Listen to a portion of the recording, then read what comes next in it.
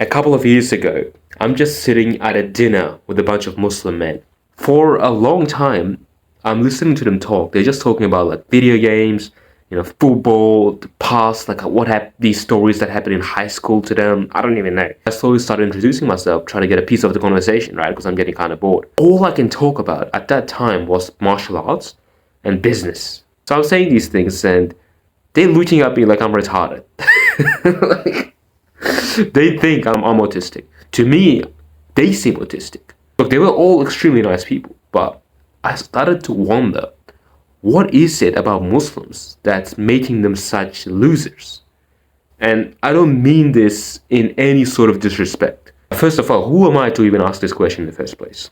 I've lived quite an extreme life. For a majority of my life, I wasn't very religious. I've spent a lot of time around kuffar. I've seen the complete bottom tier of kuffar people, kuffar men and women.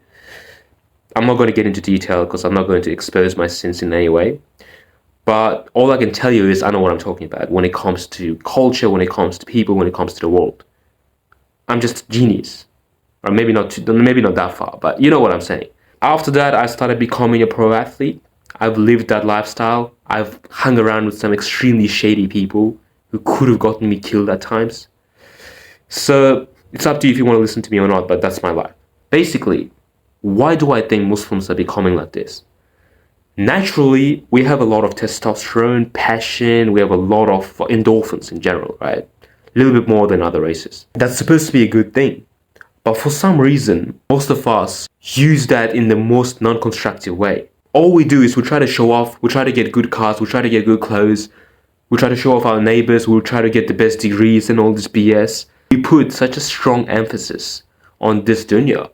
And we don't care at all about things like character, things like Eeman, things like being a man, honor. We're starting to forget these things. Even you, as a man, when was the last time you put your deen over something dunya related?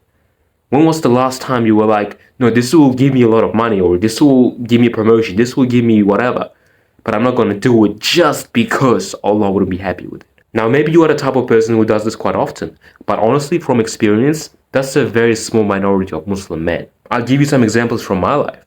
So, if I need to go to prayer, if it's Jummah, I've got an extremely good deal, whole ton of reputation, everything riding on the sale, and I need to go to Jummah prayer, I'm not going to do the sale. I'm just going to go to Jummah, I'm going to do my prayer, and I'm going to come back. I don't care what it costs, because when you do these small things, it's going to build up your iman. It's going to make you into a different man. When you start choosing your honor, your iman, even in this dunya, if you start doing things that increase your character, you're going to level up so strongly. Your whole life will transform. Even the way you carry yourself, even the way you walk is going to change. Your shoulders will get broader, your head is going to become higher. Your nervous system is literally built in a way that every time you act in a way that's against your internal beliefs, it's going to take a shot.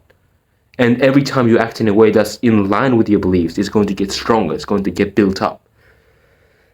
And after that, you're going to start following things that you actually believe in, not trying to get a BMW to impress your neighbors. You're going to start getting jacked, you're going to start going to the gym, you're going to start taking care of your family. One big concern that Muslim men have, they're going to be seen as arrogant, they're going to be seen as, like primitive. Be primitive. Go back to the Stone Age, bro. When you start living your life that way, your mental health will skyrocket because it's designed in a way to make you feel better when you live in that way. So stop trying to deny your natural instincts just because the society doesn't want you to. If people look at you and think you're arrogant, be arrogant, bro. Just say, I'm the best Muslim in the world. Just say it right now to yourself. When you go outside, look at everyone, not like I'm better than you, but no matter what anybody says, I'm going to stick to what I believe in. And even the way you walk is going to change. Everything about you is going to change. That's the first step. The second step to being a high-value Muslim in 2024, start doing everything that you're afraid to do. So when I was, maybe like 18, 19, I went through this really long phase of being a pussy. I was quite literally afraid to leave the house. I was afraid of fighting. I was afraid someone would come and bash me out of nowhere. And then one day I woke up and I decided to confront every single fear that I had. You have something in your life that you know you should be doing, but you're not doing out of fear. When you start living the way I do, you're going to, as soon as something comes up that you're afraid to do, you're going to naturally want to do it. If there's a job that you think you'll be good at, but you are afraid to do because, you think you might fail, I don't have any experience, lie on your resume and get into the job. Who cares? Worst thing that can happen is you're going to get rejected, or you're going to go and you're going to be bad at the job. Boo-hoo. That's like 100 people every year at that job. Stop having these small thoughts like, what people will think of me. Well, I'm going to look arrogant. I'm going to fail. You're going to go there, you're going to do it because you have to. And if you mess up, you're not going to feel bad because you still did what you wanted to do. If you got any sort of value from this video, I encourage you to subscribe to my channel.